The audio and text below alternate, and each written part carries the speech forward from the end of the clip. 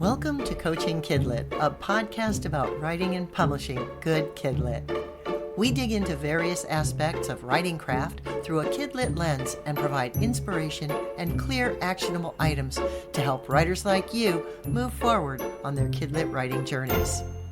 I'm Sharon Skinner, author, accelerator, certified book coach, and author of speculative fiction and KidLit, including picture books, middle grade, and young adult.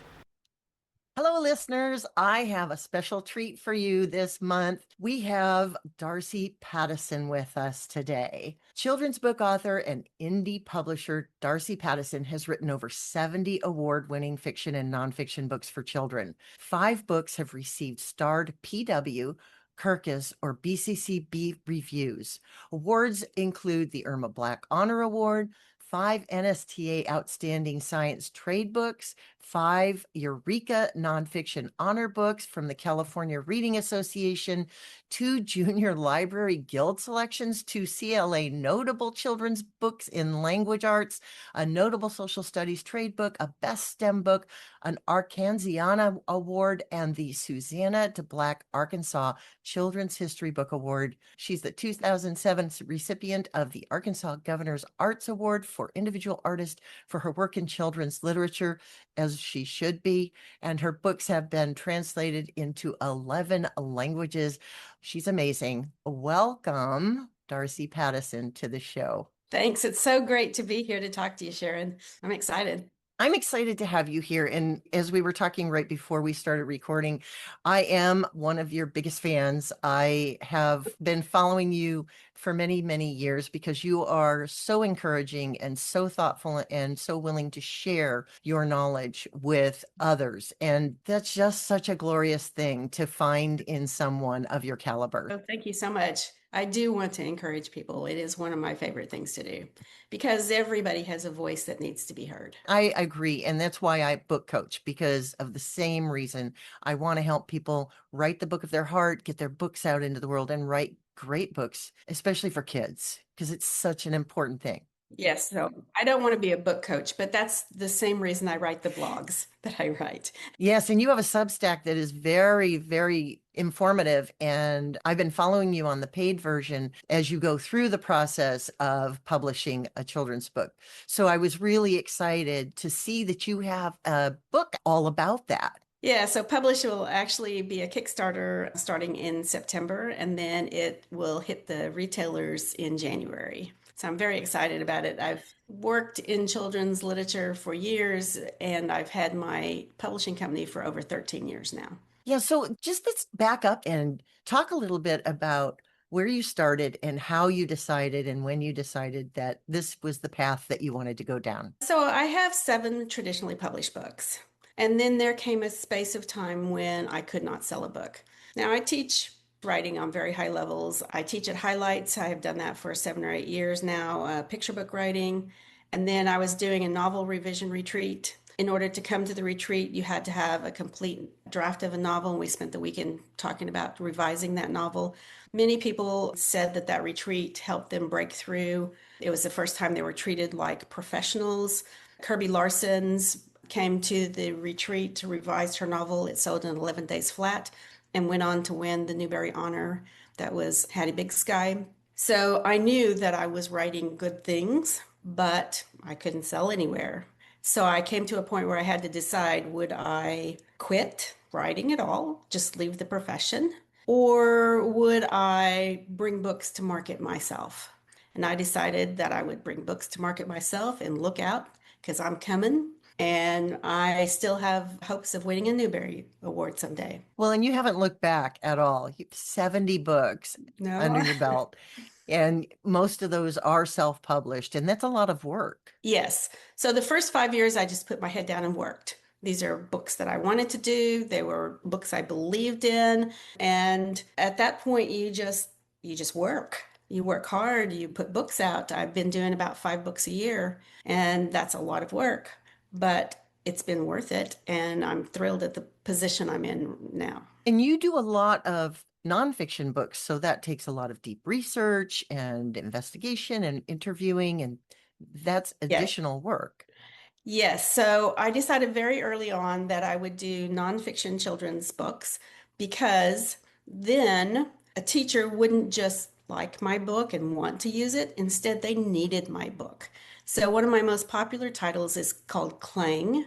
It's about sound, and it's about the German scientist Ernst Chladni, who was the father of acoustics. He actually went to Napoleon's court and entertained him with his science experiments.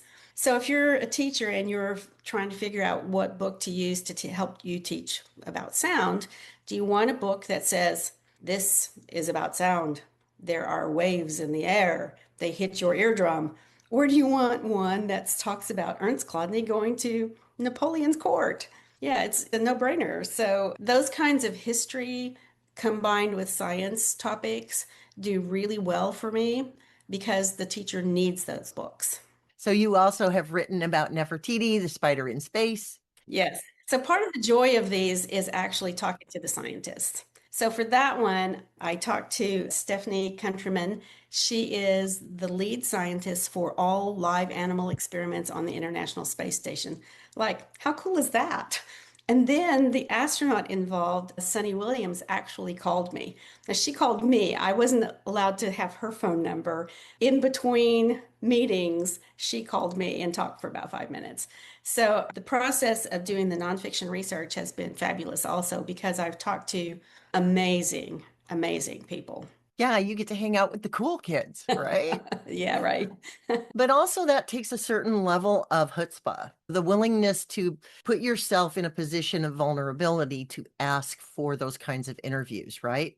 It does. I know that surprises some people, but it's never been a problem for me. I just do it. It's just, if I'm going to write this book, I've got to have original primary sources. That means I have to talk to the scientists. In fact, most of the animal books I've done, I have a series called Another Extraordinary Animal. There's now 7 books in the series. Most of those have been interviews with the scientist who can give me the facts. Otherwise, I can't write the book. I have to have that primary source. That makes sense. So it's a matter of, do you want to write this book or do you not want to write this book? Okay, I'll do the hard thing and call them. So you put your head down, you worked for 5 years. What did that look like for you? And at the end of that 5 years, was there a pivot point for you in how you approached self-publishing? Yes and no. I mean, I'm still doing basically the same thing. I'm still working on books that I'm passionate about. I know that in any business enterprise, 80% of your income comes from 20% of your products. So I know that some books will do well, some will not do well. But at 5 years, I kind of lifted my head and looked around, and I had books that had starred reviews. I had NSTA Outstanding Science Trade Book of the Year. I had a growing number of books that was giving me a career. And I thought, yes, I can do this. Maybe I'll do this till I'm 90 years old. I don't know. But it's under my control. I get to decide. It's not a matter of sending a manuscript to an editor and waiting 3 months, 6 months, a year to find out if this will be a book. Instead, I can decide when and where a book comes out. And you also get more of the return on your investment, but you are also the person making the investment, right? Yes. Yes. So the buck does stop here. I mean, my decisions directly affect my bottom line.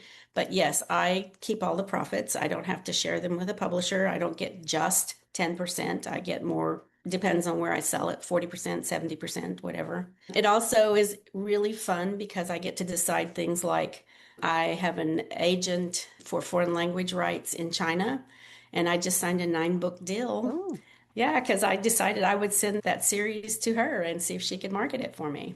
congratulations. Thanks. So you're doing all the things, and then you are working on this book on your Kickstarter publish. And I'm just going to put a plug out there for it because I got to see an arc and go through it. And I am just so impressed with you've covered it all. You've covered everything that I could think of that it would take. And I have coached some authors in self-publishing. There are some things that you've covered that I even struggle to understand, like the CIP components, the catalog information. And you just put it all out there for us. And it's such a generous sharing of knowledge. Thank you. I just think that people need to know these things. You know, if I can do this, surely you can do this too. But let me help you understand there are issues that you have to work through. What kind of printer are you going to use? What are the norms in the industry if you want your book to be sold in school libraries? How do you reach them? One of those things is you've got to have that information on the copyright page. You've got to have the CIP block, the cataloging and publishing block. Where do you get that? Why is that important? I think all of those things need to be explained so that you can do this in an excellent way and get your books in the hands of kids. And you do a beautiful job of being very clear and concise, but also making sure that you're giving us step by step for each of those items and how to consider as a self-publisher, how we should ask the questions and what kinds of questions we should ask of ourselves as we enter into each of these potential areas in publishing. Yeah, I'm glad you say that because just because I do it one way doesn't mean it is the one and only right way to do it. There are many paths toward publication, and yours will definitely look different than mine. So, what I did try to do was to give you options and then to explain what those options are and what they mean in the long term. If you offset print versus print on demand, what does that mean for your distribution and how does a person order the book? So understanding all of that sort of interconnection of things is really important for you to make the right decisions. So good, I'm glad you're successful. Speaking of the print on demand or offset printing, you even dig into and do some math for us, which is great because I'm an English major, don't love the math. And you dig in and kind of give us an idea of if the book is going to cost this much, how much profit you could potentially make by pricing it. You lay it out there very thoughtfully and very helpfully for someone who is embarking on this journey. You're the pathfinder and this is the map, right? I am the pathfinder. I can't tell you how many mistakes I've made. I should do a blog post sometime on how many mistakes I make in a week. Okay, let's talk about that. What would you say was one of your biggest missteps that you had to back up and maybe go a different way? Are you willing to talk about that? Oh, I'm not sure. It's a matter of small things a lot of times. I upload a manuscript and I get error messages. So then do I just throw my hands up in despair or do I go, okay, let me see, just approach it calmly as a problem solver. I think that's one of the biggest character qualities you need if you're going to self-publish is to be a problem solver and not to be a drama queen because there will be many, many problems every time I upload, I go, oh, is this going to work or not? So it's not a matter of really big things. I really was thoughtful setting up my processes to make sure I wasn't making huge mistakes. But I try lots of things and lots of things fail. I try this distributor and go, oh, no, $100 a year is not worth the accounting cost of working with this distributor. So I'm not going to do them anymore. Things like that.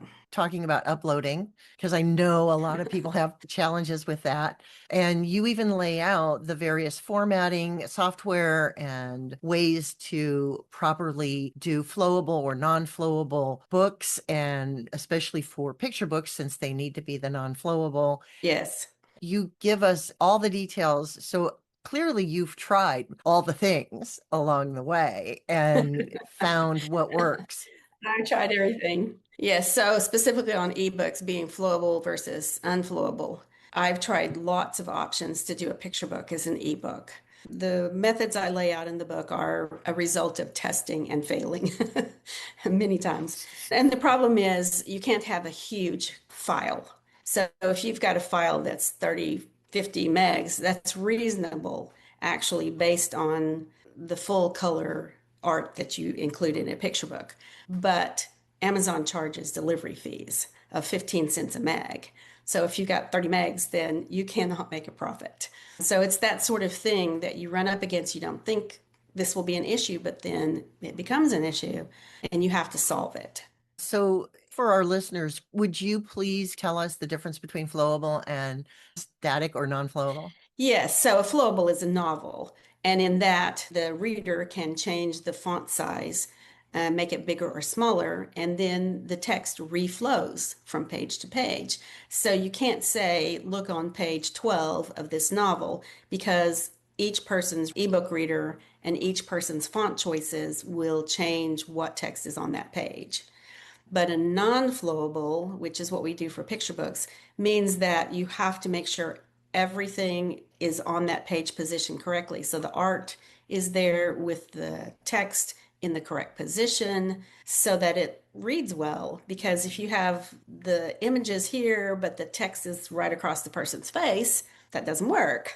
It's got to be in the right position. So basically what I do is I upload images, a JPEG that's compressed and processed in a way to make it a small but nice quality image. And that works really well then for these non-flowable picture books for the ebook readers. That makes perfect sense. And another thing that you talk about in the book is the quality of offset versus print on demand, especially for picture books. Do you want to talk a little bit to us about the differences and why that matters? Yes. Offset printing is the traditional printing method, and the offset printers are the gold standard quality.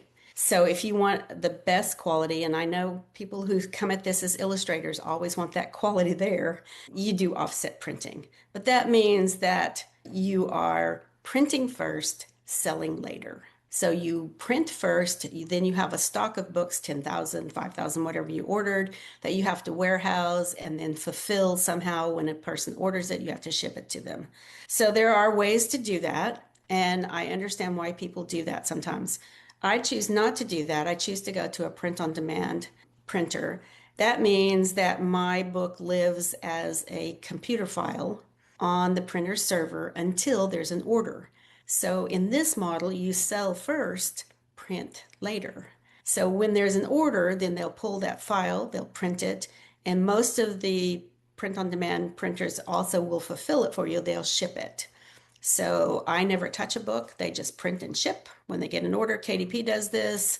That's Amazon. And Lulu does it. That's the back end that I use for my Shopify store. Lulu's quality is amazing. So a couple years ago, KDP or Amazon forced everyone with picture books to go to a premium printing, which is a really high quality print on demand. 20 years ago, print on demand was not very good quality. It's just a big printer, like an inkjet, like your desktops.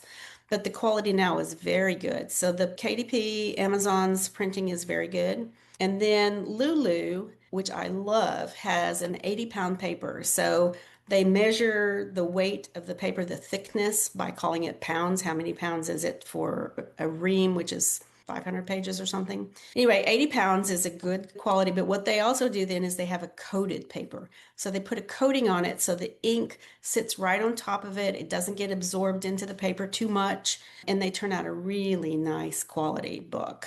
So I'm really pleased with their printing quality. Then the other one that people use is Ingram. So you do KDP first, then you add Ingram. What Ingram does is Ingram's print on demand, Ingram Spark, is a sister company to Ingram Wholesale, who is the largest wholesale distributor in the United States, and they distribute to the world. So you want your book in the wholesale market through Ingram. And then I add Lulu because they're the back end of my Shopify store. And they also act as my warehouse if I have a big order for something. My book Magnet came out last year, and I had an order from a PBS station for 600 books. So that goes through Lulu because their quality is great, their shipping is great. They're a really great supplier for me. Lots of information. Lots of good information. Speaking of printing and the way that the books ship and all of that, I noted in your book, Publish, in the ARC that I was honored to get an early copy of, that you talk about you release all formats all at once. Yes. Do you want to talk a little bit about the strategy behind that? So very early on, I decided to do that. I know that traditional publishers will issue a hardcover first, and then they will go for a year. And then if there is enough sales, they will do a paperback. So I actually had a novel from a traditional publisher very early on, and it did well, but it didn't do outstanding. And so the publisher said to me, you know, really the market for this book is paperbacks, but we can't do a paperback because it didn't sell enough in hardcover. And I thought, that doesn't track for me. I don't understand that. If the market is paperback, why don't you just do an original paperback? And then it would find the market and sell well, right? They said, yeah, but that's not the way publishing works. And I thought, then I can make these decisions. I can decide what format to publish in when. So I think people need to get their books in the format they want, from the distributor that they want, from the online bookstore or wherever they order it from. And so I make it available as a hardcover, paperback, ebook, and audiobook immediately. They can choose what format they want and what distributor they want. And have you found, because I know print on demand has gotten better and better, but there was a time when if you tried to get a picture book done through print on demand, they would fall apart. Say it's a paperback, it wouldn't hold up as well as a hardback. Hardbacks were extremely expensive. Have you found that that has changed over the last few years? I just think the quality of print on demand is so much better than it was. I mean, the industry has grown up in the last 20 years. The quality is good. It's not excellent, but it is good. And the business model is what I need. So I know people complain about name a print on demand publisher and someone is going to complain. I know that. And personally, I've only had a few times when the quality was not good and immediately they made it right. They replaced it. So I've not had any particular problems with it, but I accept the limitations of print on demand because it gives me a business model that works. What is one of the key things that we should take away from your book and your journey if we want to embark on this same path? Where would we start? And give me one or two of the key things that we should be thinking about. Well, first of all, what are your goals? There's many reasons to publish a book. You can publish a book so that you can give it to your children and your grandchildren. That's a legitimate, wonderful thing to do. There's nothing wrong with that. But do you have a goal of selling 100 copies? So, one of the early winners of the SCBWI Spark Award, which is the award given to the best self-published book of the year, one of the early winners of that award was a woman who had a deaf child. So she wrote a story about the deaf community and her deaf child. That book in a niche market, even winning the award, is not going to sell 100,000 copies. It will, however, especially because of the award, sell thousands of copies, maybe, if she does things really well. And so, what is your goal? Do you want to reach people in your community, or do you want to have a wider reach? Do you want to have an international reach? What are your goals? Until you know that, you really don't know what decisions you need to make to do that. So, my goal is to win a Newbery. I'll just say it. I'm rooting for you. Or now that I do a lot of nonfiction, my goal is to win a Cybert Award, which is the best nonfiction book of the year for the kids. I won a national and international market. And when I decided to do my publishing company, I wanted to make a profit. So for the last 5 years, I've sold over $100,000 worth of books. So yeah, that motivates me. I want to do that. But that doesn't mean that's the right goal for everyone. It may be selling 1,000 copies of your book to people who are committed to conservation of a certain location. That may be the best goal for that book. So you really need to think about, why am I doing this and what do I expect? And if your goal is reach those 1,000 people, how can I reach those 1,000 people? That's great advice. And I note that you also talk about marketing in Publish. So you even cover that aspect. Yes. And as we know, many of us are uncomfortable with marketing, but you lay it out in a way that is comforting, actually. You talk about the way that you market and the options that we have in marketing. But you also talk about the barriers in reaching our target audience, since we're writing for kids, especially middle graders.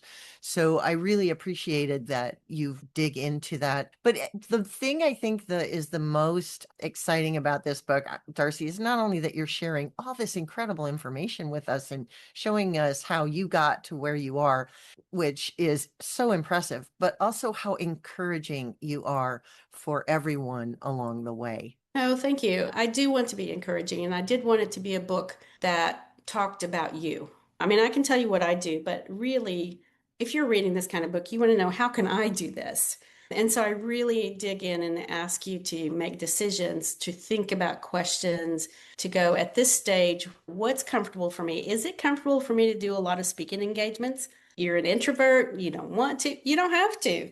It will mean certain things for your sales, but you have options at every point. And when I teach novel writing and revision, and I teach picture book writing and revision, it always comes down to the author has options. And the owner of the publishing company also has options. You can choose to do this and not that. It will have consequences, but you accept those because you're comfortable with them. I don't think business should be agonizing. I think it should be fun. And I do find it to be fun in a different way than writing.